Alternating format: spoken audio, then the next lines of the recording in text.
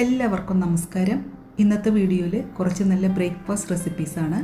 Fluffy ആയിട്ടുള്ള idli, same batter ഉപയോഗിച്ചിട്ട് crispy ആയിട്ടുള്ള പേപ്പർ റോസ്റ്റ്, കോൺ ഷേപ്പിലുള്ള നെയ് റോസ്റ്റ്, അധികം ആരും ചെയ്ത് കാണാത്ത കൊല്ലം ഇഡ്ഡലി.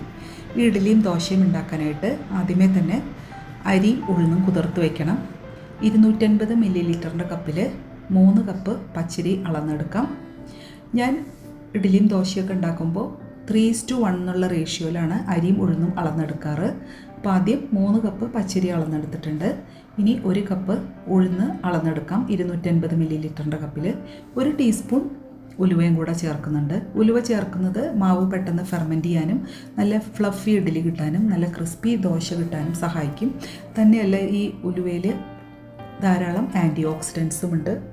ഉഴുന്നും ഉലുവയും 2-3 പ്രാവശ്യം വെള്ളത്തിൽ കഴുകി കുറച്ചധികം വെള്ളത്തിൽ കുതിർത്ത് വയ്ക്കുക. നമ്മൾ അരിയും ഉഴുന്നും അരച്ചെടുക്കുന്നത് ഈ ഉഴുന്ന് കുതിർത്തെടുത്ത വെള്ളത്തിലാണ്. അപ്പോൾ അതിന് കണക്കാക്കി വെള്ളം ഒഴിച്ച് വയ്ക്കുക. ഞാൻ രാവിലെ ഒരു 10 മണിയാകുമ്പോഴാണ് ഉഴുന്ന് കുതിർത്ത് വയ്ക്കുന്നത്. ഒരു 2-3 മണിക്കൂർ കഴിയുമ്പോഴേക്കും ഉഴുന്ന് നന്നായി കുതിർന്നിട്ടുണ്ടാവും. അപ്പോൾ അത് കഴിയുമ്പോൾ ഈ പാത്രം എടുത്ത് ഫ്രിഡ്ജിൽ വയ്ക്കുക. അപ്പോൾ 1 മണിയാകുമ്പോൾ ഞാൻ ഏകദേശം ഈ ഉഴുന്ന് കുതിർത്തെടുത്ത് ഫ്രിഡ്ജിൽ വയ്ക്കും. പിന്നെ അരയ്ക്കാൻ നേരം നമുക്ക് ഈ തണുത്ത ഉഴുന്നിൽ കുതിർത്തിയ വെള്ളം ഉപയോഗിച്ചിട്ടാണ് അരച്ചെടുക്കേണ്ടത്. അരിയും കഴുകി കുതിർത്താനായിട്ട് വെക്കുന്നുണ്ട്. ഇനി ഒരു വൈകിട്ട് 4 മണിയാകുമ്പോൾ നമുക്ക് അരിയും ഉഴുന്നൊക്കെ അരച്ചെടുക്കാം. അപ്പോൾ അരി അരയ്ക്കുന്നതിന് തൊട്ട് മുമ്പായിട്ട് കുറച്ച് അവലും കൂടെ ചേർക്കാം. ഈ ഒരു അളവിൽ അരിയും ഉഴുന്ന് എടുക്കുമ്പോൾ നമുക്ക് ഒരു 1/2 കപ്പ് അവലാണ് വേണ്ടത്. 250 ml കപ്പ് എടുക്കുകയാണെങ്കിൽ 1/2 കപ്പ് അവൽ. ഞാൻ ഇവിടെ ഇപ്പോൾ 125 ml കപ്പാണ് എടുത്തത്. അപ്പോൾ അവൽ ചേർക്കുന്നത് ഇഡ്ഡലിയൊക്കെ ഉണ്ടാക്കുമ്പോൾ നല്ല സോഫ്റ്റായിട്ട് വരാനാണ്. അപ്പോൾ ഈ തിന്നായിട്ടുള്ള അവലെടുക്കുമ്പോൾ ഒന്ന് കഴുകുമ്പോഴേക്കും അവൽ കുതിർന്ന് കിട്ടും. അപ്പോൾ നമ്മൾ അരി ഉഴുന്ന് അരയ്ക്കുന്നതിലും തൊട്ട് മുമ്പ് ഈ അവലെടുത്ത് ഒന്ന് കഴുകിയെടുത്താൽ മതി. എന്നിട്ട് അരിച്ചെടുക്കുക. അരിയും കുതിർന്ന് വന്നിട്ടുണ്ട്. ഇനിയപ്പോൾ നമുക്ക് അരയ്ക്കാനായിട്ട് തുടങ്ങാം. ഫ്രിഡ്ജിൽ നിന്ന് ഞാൻ ഉഴുന്ന് കുതിർത്തത് എടുത്തു വെച്ചിട്ടുണ്ട്. ഉഴുന്ന് അരിപ്പയിൽ ഒന്ന് അരിച്ചെടുത്തിട്ടുണ്ട്. അതിൻ്റെ വെള്ളവും മാറ്റി വെച്ചിട്ടുണ്ട്. അപ്പോൾ ഉഴുന്ന് അരിച്ചെടുത്ത വെള്ളം കളയരുത്. ഉഴുന്നിൻ്റെ നെകക്ക് മിക്സിയിൽ വെള്ളം ഒഴിച്ച് അരച്ചെടുക്കുക. ബാറ്റർ നല്ല ഫൈൻ പേസ്റ്റായിട്ടിരിക്കണം ഉഴുന്ന് അരച്ചെടുക്കുമ്പോൾ. അരി ഊറ്റിയെടുത്തതും പിന്നെ കുറച്ച് അവൽ കുതിർത്തെടുത്തതും നികക്കെ വെള്ളം ഒഴിച്ച് 2 ട്രിപ്പായിട്ടാണ് അരി അരച്ചെടുക്കുന്നത്. അരി കുറച്ച് തരിതരിപ്പായിട്ടാണ് അരച്ചെടുക്കേണ്ടത്. വെള്ളം ഒട്ടും കൂടിപ്പോവരുത്. ഞാൻ വെള്ളത്തിൻ്റെ അളവ് അവസാനം പറയാം, എത്രയാണ് വേണ്ടി വന്നതെന്നുള്ളത്. നികക്ക് വെള്ളം വേണം, എന്നാലേ അരി അരിഞ്ഞു കിട്ടുള്ളൂ. അരി അരയാൻ മാത്രം വെള്ളം ചേർത്താൽ മതി. എനിക്ക് ടോട്ടലായിട്ട് ഒരു 3.25 കപ്പാണ് വെള്ളം വേണ്ടി വന്നത്. അപ്പോൾ ഞാൻ അരിയും കുറച്ച് തരിതരിപ്പായിട്ട് അരച്ചെടുത്തിട്ടുണ്ട്. അരച്ചെടുത്തതിന് ശേഷം ഒരു സ്പൂൺ ഉപയോഗിച്ചോ അതല്ലെങ്കിൽ കൈ ഉപയോഗിച്ചോ നന്നായിട്ട് ഇളക്കി മിക്സ് ചെയ്തെടുക്കുക. ഒരു 3-4 മിനിറ്റ് ഇതുപോലെ മിക്സ് ചെയ്യണം, എന്നാലേ മാവ് നന്നായിട്ട് ഫെർമെൻ്റായിട്ട് വരുള്ളൂ. മാവ് മിക്സ് ചെയ്തെടുത്തിട്ടുണ്ട്. ഇനി നമുക്ക് ഈ മാവിൽ നിന്ന് കുറച്ച് മാവ് കൊല്ലം ഇഡ്ഡലി ഉണ്ടാക്കാനായിട്ട് മാറ്റി വയ്ക്കണം. അതിനായിട്ട് ഇഞ്ചി, പച്ചമുളക്, കറിവേപ്പില ഇതുപോലെ കൊത്തിയരിഞ്ഞെടുക്കുക. കുറച്ച് മാവ് മാത്രം വേറൊരു ബൗളിലേക്ക് ഒഴിച്ച് കൊത്തിയരിഞ്ഞ കറിവേപ്പില, ഇഞ്ചി, പച്ചമുളക്, പാകത്തിന് ഉപ്പ് ചേർത്ത് കൈ ഉപയോഗിച്ചോ സ്പൂൺ ഉപയോഗിച്ചോ നന്നായിട്ട് മിക്സ് ചെയ്തെടുക്കുക. ഇതാണ് കൊല്ലം ഇഡ്ഡലിയുടെ ബാറ്റർ. ഇനി നമുക്ക് ഫെർമെൻറ്റ് ചെയ്യാനായിട്ട് മാറ്റി വയ്ക്കാം. പിറ്റേ ദിവസം രാവിലെ 8 മണിയായി. മാവ് നന്നായി ഫെർമെൻ്റായി വന്നിട്ടുണ്ട്. ഞാൻ ഇഡ്ഡലി മാവിൽ ഉപ്പ് ചേർത്ത് മിക്സ് ചെയ്തിട്ടുണ്ട്. ഇഡ്ഡലി പാത്രത്തിൽ വെള്ളം തിളയ്ക്കാൻ വെച്ചിട്ടുണ്ട്. ഇഡ്ഡലിയുടെ മോൾഡ് നന്നായി വെളിച്ചെണ്ണ ഉപയോഗിച്ച് ഗ്രീസ് ചെയ്തെടുത്തിട്ടുണ്ട്. നന്നായി തിളച്ച് വന്നപ്പോൾ ഇഡ്ഡലി തട്ട് വെച്ച് മാവ് ഒഴിച്ച് ഒരു 8 മുതൽ 10 മിനിറ്റ് വരെ മീഡിയം ഫ്ലെയിമിൽ സ്റ്റീം കുക്ക് ചെയ്തെടുക്കുക. നല്ല ഫ്ലഫി ആയിട്ടുള്ള ഇഡ്ഡലി ആയിരിക്കും ഇതുപോലെ ഉണ്ടാക്കുമ്പോൾ കിട്ടുക. ഇഡ്ഡലി ചൂടാറി വരുന്ന സമയം കൊണ്ട് ചട്നി അരയ്ക്കാം.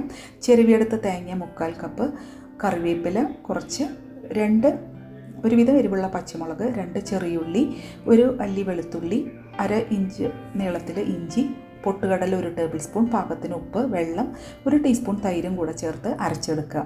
അതിലേക്ക് കടുകും കൂടെ വറുത്തൊഴിക്കുക. താളിച്ച് നല്ല ടേസ്റ്റി ആയിട്ടുള്ള ചട്നിയാണ്. ഇനി നമുക്ക് ഇഡ്ഡലി ഇത് നോക്കാം. നല്ല സോഫ്റ്റായിട്ടുണ്ട്. നല്ല ഫ്ലഫി ആയിട്ടുള്ള ഇഡ്ഡലിയാണ്. ഞാൻ കുറച്ച് ടിഫിൻ സാമ്പാറും കൂടെ ഉണ്ടാക്കിയെടുത്തിട്ടുണ്ട്. ഈ സാമ്പാർ ഉണ്ടാക്കാൻ വളരെ ഈസിയാണ്. നല്ല ടേസ്റ്റുള്ള സാമ്പാറാണ്. റെസിപ്പി വേണ്ടവർ ഒന്ന് കമൻറ്റ് ചെയ്താൽ മതി. ഇനി നമുക്ക് സെർവ് ചെയ്യാം. സാമ്പാർ, ചട്നി, ഇനി നല്ല ഫ്ലഫി ആയിട്ടുള്ള ഇഡ്ഡലിയും കൂടെ വെച്ച് ബ്രേക്ക്ഫാസ്റ്റ് സെർവ് ചെയ്യാം. ഇഡ്ഡലി നല്ല സോഫ്റ്റാണ്. അപ്പോൾ നിങ്ങൾ ഇതുപോലെ ഇഡ്ഡലി ഉണ്ടാക്കിയിട്ടില്ലെങ്കിൽ ഒന്ന് ഉണ്ടാക്കി നോക്കിക്കോളൂ. ഇനി നമുക്കൊന്ന് പേപ്പർ റോസ്റ്റ് ഉണ്ടാക്കാം. ഞാനൊരു ഇരുമ്പ് തവയാണ് ചൂടാവാനായിട്ട് വെച്ചിരിക്കുന്നത്. ചൂടായി വന്നപ്പോൾ എണ്ണത്തുണി വെച്ച് നന്നായിട്ട് തുടച്ചെടുക്കുക. മീഡിയം ഫ്ലെയിമിലാണ് വെച്ചേക്കണേ.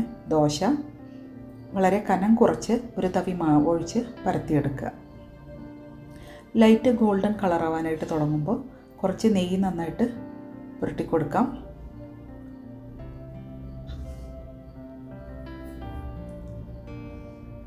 ദോശ നന്നായി മൊരിഞ്ഞ് വരുമ്പോൾ എല്ലാ സൈഡും ഇതുപോലെ ചട്ടകം വെച്ച് ഒന്ന് വിടിവിച്ച് റോൾ ചെയ്തെടുത്ത നമ്മുടെ നല്ല ടേസ്റ്റി ആയിട്ടുള്ള പേപ്പർ റോസ്റ്റ് റെഡിയായി. ഇവിടെ എല്ലാവരുടെയും ഒരു ഫേവററ്റാണ് ഇതുപോലത്തെ പേപ്പർ റോസ്റ്റ്. ഇനി നമുക്ക് കോൺ ഷേപ്പിലുള്ള നെയ് റോസ്റ്റ് ഉണ്ടാക്കാം. കോൺ ഷേപ്പിൽ നെയ് റോസ്റ്റ് ഉണ്ടാക്കുമ്പോൾ മാവിലൊട്ടും വെള്ളം ചേർക്കാതെ കുറച്ച് കട്ടിയായിട്ട്, എന്ന് വെച്ച് കട്ടി കൂടുതലായി പോകരുത്. ദോശ മൊരിഞ്ഞ് വരാനായിട്ട് തുടങ്ങുമ്പോൾ കുറച്ച് നെയ്യ് ഇട്ട് കൊടുക്കുക നന്നായിട്ട്. ഇനി ദോശയുടെ സെൻറ്ററിൽ നിന്ന് ഇതുപോലെ താഴേക്ക് ചട്ടകം ഉപയോഗിച്ച് കട്ട് ചെയ്യുക. നോൺ സ്റ്റിക്ക് പാനാണെങ്കിൽ ചട്ടകം ഉപയോഗിക്കരുത്, അതിന് പകരം സിസേഴ്സ് ഉപയോഗിച്ച് ദോശ കട്ട് ചെയ്യുക. എന്നിട്ട് ഇതുപോലെ കോണിൻ്റെ ഷേപ്പിൽ റോൾ ചെയ്തെടുക്കുക. നല്ല ടേസ്റ്റി ആയിട്ടുള്ള കോൺ ഷേപ്പിലുള്ള നെയ് റോസ്റ്റ് റെഡിയായി. ചട്നിയുടെ കൂടെ സാമ്പാറിൻ്റെ കൂടെയൊക്കെ സെർവ് ചെയ്യാം. ഇനി കൊല്ലം ഇഡ്ഡലിയുടെ ബാറ്റർ നല്ലതായിട്ട് ഫെർമെൻ്റായി വന്നിട്ടുണ്ട്. ഇഡ്ഡലി പാത്രത്തിൽ വെള്ളം തിളയ്ക്കാനായിട്ട് വെച്ചിട്ടുണ്ട്. ഈ കൊല്ലം ഇഡ്ഡലി സാധാരണ പൂവരശയില എന്ന് പറഞ്ഞ് നാട്ടിലൊക്കെ സാധാരണ കാണാറുള്ളൊരു ഇലയാണ്. അതിലാണ് ഉണ്ടാക്കാറുള്ളത്. നമ്മൾ നെറ്റിൽ ഒന്ന് സെർച്ച് ചെയ്ത് നോക്കിയാൽ മതി. ആ പൂവരശയിലയുടെ നമുക്ക് ഇമേജ് കാണാം. എൻ്റെ കയ്യിൽ പൂവരശയില ഇല്ലാത്തതുകൊണ്ട് വാഴയില ചെറിയ പീസുകളാക്കി കട്ട് ചെയ്ത് അതുമ്മേ വെളിച്ചെണ്ണ ഉപയോഗിച്ച് ഗ്രീസ് ചെയ്ത് ഈ ഇഡ്ഡലി തട്ടിൽ വെച്ച് എന്നിട്ടാണ് ഇഡ്ഡലി മാവ് ഒഴിച്ചു കൊടുക്കുന്നത്. പൂവരശയില കിട്ടുകയാണെങ്കിൽ അതിൽ ഒഴിച്ച് ഉണ്ടാക്കി നോക്കാം. ഈ ഇല വെച്ച് ഉണ്ടാക്കിയിട്ടും എനിക്ക് നല്ല ടേസ്റ്റായിട്ട് തോന്നി. ഇഡ്ഡലി പാത്രത്തിൽ ഇഡ്ഡലി തട്ട് വെച്ച് മീഡിയം ഫ്ലെയിമിൽ 10 മുതൽ 12 മിനിറ്റ് വരെ സ്റ്റീം കുക്ക് ചെയ്തെടുക്കുക. കൊല്ലം ഇഡ്ഡലി തയ്യാറായിട്ടുണ്ട്. ചൂടാറാനായിട്ട് വയ്ക്കാം. ചൂടാറി കഴിയുമ്പോൾ നമുക്ക് ഇലയിൽ നിന്ന് വിടുവിച്ചെടുക്കാം. ഈ കൊല്ലം ഇഡ്ഡലി എനിക്ക് സാധാരണ ഇഡ്ഡലിയേക്കാളും സോഫ്റ്റായിട്ട് തോന്നി. ഇഞ്ചിയുടെയും പച്ചമുളകിൻ്റെ ഉള്ളിൽ നിന്ന് കുറച്ചും കൂടെ വെള്ളം റിലീസായി വരുമ്പോൾ മാവ് സാധാരണ ഇഡ്ഡലി ഉണ്ടാക്കുന്ന മാവിനേക്കാളും കുറച്ചും കൂടെ ലൂസായിരുന്നു. അതുകൊണ്ട് കുറച്ച് ഫ്ലാറ്റായിട്ടുള്ള ഇഡ്ഡലിയാണ്, പക്ഷെ കഴിക്കാൻ നല്ല രുചിയുണ്ട്. ഇഞ്ചിയുടെയും പച്ചമുളകിൻ്റെയും കറിവേപ്പിലയുടെയൊക്കെ ഫ്ലേവർ ചേരുന്നതുകൊണ്ട് സാധാരണ ഇഡ്ഡലി കഴിക്കുന്നതിനേക്കാളും സാമ്പാറും ചട്നിയൊക്കെ കൂട്ടി കഴിക്കാൻ ഒന്നും കൂടെ രുചിയുണ്ട് ഈ കൊല്ലം ഇഡ്ഡലിക്ക്. ഞാൻ ഈ അടുത്തിടെയാണ് കൊല്ലം ഇഡ്ഡലിയുടെ റെസിപ്പി കണ്ടത്. അപ്പോൾ ട്രൈ ചെയ്ത് നോക്കിയപ്പോൾ എനിക്ക് വളരെ നല്ലതായിട്ട് തോന്നി. അപ്പോൾ നിങ്ങൾ ട്രൈ ചെയ്ത് നോക്കിയിട്ട് നിങ്ങളുടെ ഫീഡ്ബാക്ക് പറയാൻ മറക്കരുത്. 2-3 കാര്യങ്ങൾ ശ്രദ്ധിച്ചാൽ നല്ല ഇഡ്ഡലിയും ദോശയും ഉണ്ടാക്കാൻ പറ്റും. ഞാൻ എടുത്തിരിക്കുന്ന ഈ റേഷ്യോയിൽ അരിയും ഉഴുന്നെടുക്കുമ്പോൾ നല്ല ഇഡ്ഡലിയും ദോശയായിട്ട് കിട്ടാറുണ്ട്. അതുപോലെ ഉഴുന്ന് എപ്പോഴും കുതിർന്ന് കഴിയുമ്പോൾ ഫ്രിഡ്ജിൽ എടുത്ത് വെച്ച് ആ തണുത്ത വെള്ളം ഉപയോഗിച്ച് മിക്സിയിൽ മാവ് അരയ്ക്കുകയാണെങ്കിലും മാവ് ചൂടാവാതെ അരച്ചെടുക്കാൻ പറ്റും. നന്നായി ഫെർമെൻ്റായി വന്നതിന് ശേഷം മാത്രം ഇഡ്ഡലിയും ദോശയും ഉണ്ടാക്കുക. അപ്പോൾ ഇഡ്ഡലിയും ദോശയൊക്കെ നല്ല ഫ്ലഫി ആയിട്ടുള്ള ഇഡ്ഡലിയും നല്ല ക്രിസ്പി ആയിട്ടുള്ള ദോശയും നമുക്ക് ഉണ്ടാക്കിയെടുക്കാൻ പറ്റും. അപ്പോൾ വീഡിയോ ഇഷ്ടമായി ഒന്ന് ലൈക്ക് ചെയ്യുക. വീണ്ടും നല്ല റെസിപ്പീസുമായി കാണാം. Thank you.